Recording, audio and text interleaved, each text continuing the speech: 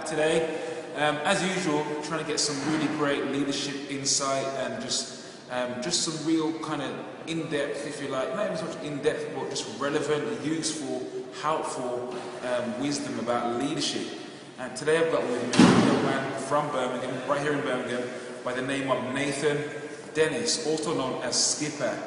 Nathan founded the First Class Youth Network many years ago. He's been involved in community leadership, youth leadership for some time now. So we've got the privilege of hearing from Nathan as a young, up-and-coming, future generation changer, I think, about leadership and also about something called the heart appeal. The heart appeal, which he'll tell us all about very shortly. So without any further ado, let's go straight into the interview with Nathan. Hello, Nathan. How you doing, man? I'm very well. How are you doing? I'm very good.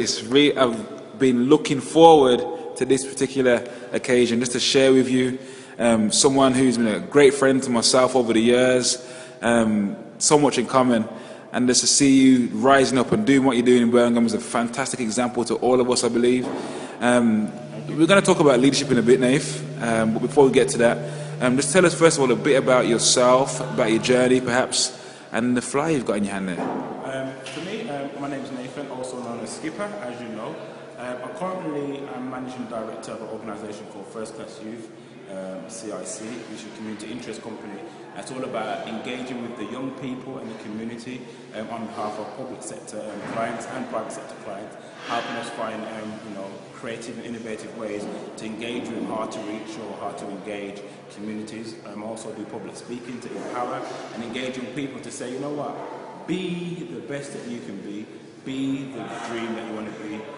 Despite of where your background may be or where you've come from, you always can make it. I've had a challenging background, but I'm still here to say that, you know what, you can change your life and transform and be the best that you can be. Awesome, man. I love that. What's the website again? Just plug that if you can. www.fcyd.co.uk. But I'm also working on a project called With Just Events, which is about an event, a networking event for young business people to come together, network and meet new people, and socialise and have fun. But it's all to do with a heart appeal for the Birmingham Children's Hospital. The reason being, myself recently had open heart surgery, and as a young boy had open heart surgery and had a narrow heart valve and a hole in my heart. And because of that and through my recent experiences, I decided to actually put on a fundraiser called The Secret Place, which is on the 29th of April at the Pavilion, postcode B6 7AA, and that's on Moore Lane in Birmingham. And I've decided to, you know what, be the change that you need to be.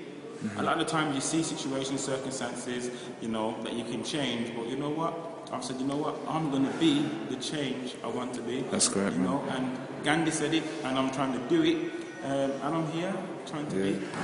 Big. So that's the Secret Place event. It was on the date for that again, is it the 29th of April, 29th of April. The Royal Wedding Day. Ah, there you go. Yeah. Okay, so leadership then, Nath. Now, you're recognised by many as a leader in Birmingham, and I'm sure around the UK as well. Your story is, it's out there. But tell us, what key qualities do you think the leaders in the next generation need to have? The key qualities. My key thing I want to say is that no pain, no gain. I have not had an easy story. I've not had an easy life. A lot of times we're faced with challenges, financial, emotional, even spiritual, depending on where you are. But sometimes I'm trying to say to people, and my encouragement is that, if you're watching this, is that do not give up. Do not give up hope on the vision that you have. If you have a dream to do something, do it. Even if you're bleeding, even if you're leading and bleeding, still lead, because you still would affect someone and help somebody. And my thing is that no matter what happens, no matter what challenges come your way, is to push forward. And I believe that young people in general, have the ability to become great. But what happens is that there are circumstances happen, a challenge happens, and it's like it crushes them. So I'm trying to say is that use every challenge or opportunity to, learn from, to actually celebrate. Sounds crazy, isn't it? How can you be going through a challenge but still give thanks, still celebrate it? I'm saying it because I've gone through it. in business it's not always easy, but you still have to believe in that vision you've been given and push forward. So for leaders, even though you're bleeding, still lead. Push. That's awesome, man. It's awesome. Yeah, I want to just press a bit further with you there. You've said that, you know, no pain, no gain. I love that, and I'm sure it's going to really motivate some people out there who are maybe going through a difficult situation right now. But Tom, just give us two more, if you can, two more key leadership traits that you believe leaders in this next generation need to have. Faith. Okay. He says that faith is the substance of things hoped for, evidence of things not seen. Sometimes you have a dream.